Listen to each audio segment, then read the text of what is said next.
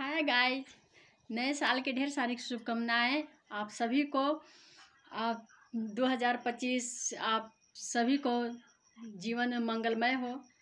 हम सब खुश रहे, आनंद रहे और भगवान से ही दुआ करेंगे कि भगवान हम सब को सपना को साकार करें। एक दूसरे को हम लोग साथ देते रहें और हम इसी तरह से हंसते रहें, खुश रहें।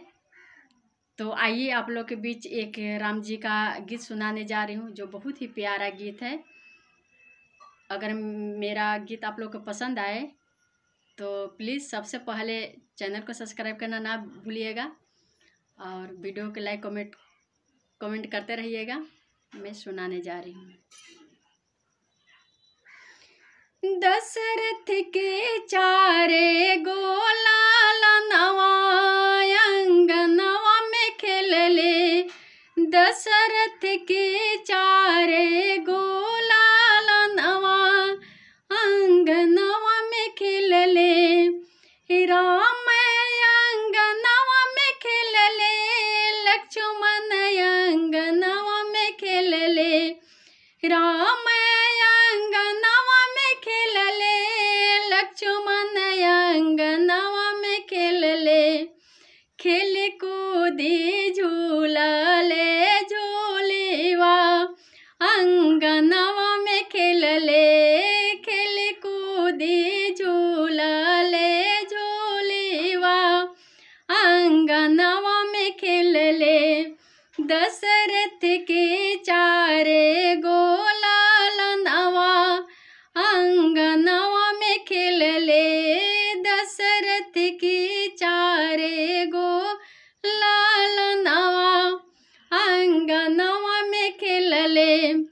के कर राम हवे, के कर लक्ष्मण, के कर राम हवे, के कर लक्ष्मण, के कर भरत शत्रुघ्न अंगनवा में खेलले।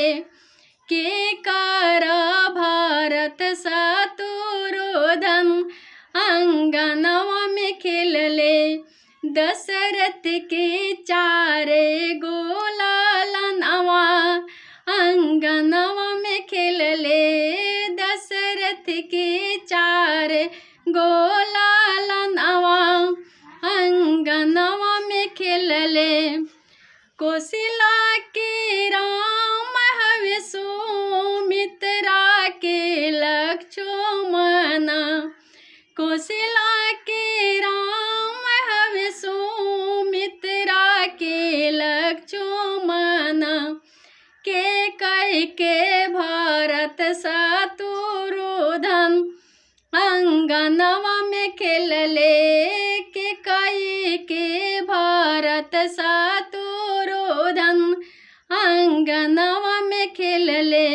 दशरथ के चारे गोला नवा अंगनवा में खेलले।